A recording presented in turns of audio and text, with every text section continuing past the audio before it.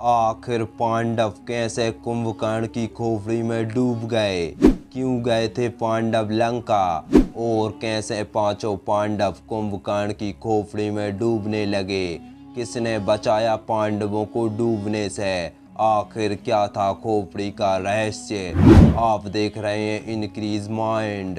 Video शुरू करने से पहले हमारे चैनल को सब्सक्राइब अवश्य करें और वीडियो को अंत तक जरूर देखें। ये बात है द्वापर युद्ध के अंतिम चरण की, जब महाभारत का युद्ध होने वाला था, जिसके चलते कौरव और पांडव अपनी अपनी सेनाओं को एकत्रित करने में लगे हुए थे। कौरवों और पांडवों दोनों पक्षों को सेनाओं की आवश्यकता थी, इसलिए दोनों पक्ष अपने सगे संबंधियों को युद्ध के लिए आमंत्रण भेज रहे थे। कहते हैं एक दिन पांडव अपनी माता कुंती के पास गए, जहां उन्होंने चिंतित होते हुए कहा कि माता, हम ये युद्ध कैसे जीतेंगे, क्योंकि कौरवों के पास सेना की संख्या ज़्यादा है। तभी माता कुंती पांडवों को सेना के लिए दक्षिण दिशा में जाने की बात कहती है, जहां पर मौजूद थी रावण की लंका। पांचों पांडव माता कुंती से आज्ञा लेकर लंका के लिए निकल पड़े और रास्ते में उन्होंने भगवान शिव के भी दर्शन किए। लंका तक जाने का एकमात्र रास्ता केवल राम सेतु ही था, जो कि उस समय टूटा हुआ था। इसलिए लंका जाने के लिए उस क्षेत्र के लोग राम सेतु की मरम्मत करते थे। उसी राम सेतु के माध्यम से पांडव लंका पहुँचे।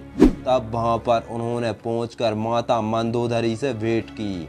माता मंदोदरी से मिलते ही पांचों पांडवों ने मंदोदरी से प्रणाम किया और कहा कि आर्यव्रत में अधर्म फैल चुका है, जिसके चलते हमें अपने सगे संबंधियों के साथ एक विशाल युद्ध में कूदना पड़ रहा है, जो धर्म और अधर्म के बीच का सबसे शक्तिशाली युद्ध होगा।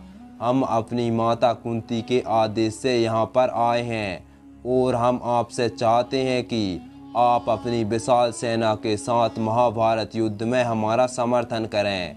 तब मंदोदरी ने कहा, लंका के राजा रावण पहले ही स्वर्ग सिधार चुके हैं। स्वर्ग और इंद्र को जीतने वाला मेरा पुत्र मेघनाद भी पहले ही वीरगति को प्राप्त हो चुका है, और वहीं मेरे देवर विभीषण पहले ही खुद को भगवान को समर्पित कर चुके हैं। इसलिए हम आपकी ज़्यादा सहायता नहीं कर सकते, लेकिन हाँ, लंका के कुछ सैनिक जरूर आपको दे सकते हैं। लंका की सेना का सांस सुनकर युधिष्ठिर को खुशी हुई। कहते हैं रात होने की वजह से उन्होंने लंका में ही निवास किया।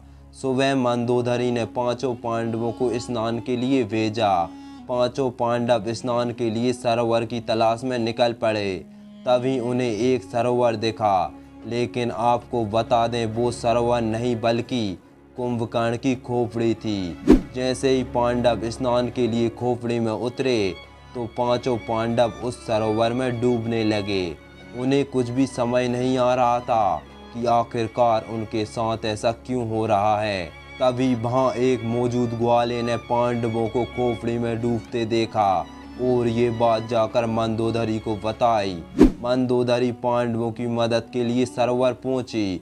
उन्होंने खोपड़ी को उल्टा किया और पांडवों को डूबने से बचाया। पांडवों ने माता मंदोदरी से पूछा, आखिर आपने सरोवर को कैसे उल्टाया?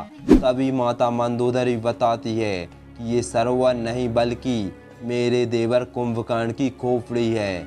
ये सब सुनते ही पांडव हैरान हो गए और इसी के साथ माता मंदोदरी ने पांडवों को रावण और राम की कथा भी सुनाई कि कैसे वो अधर्म के मार्ग पर चलते हुए भगवान श्री राम के हाथों मारे गए।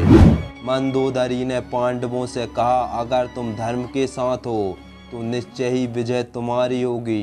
तुम्हारी सेना बड़ी हो या फिर छोटी हो, उससे कोई फर्क नहीं पड़ता। तो इस तरह पांडव कुंभकर्ण की खोपड़ी में डूबने लगे थे।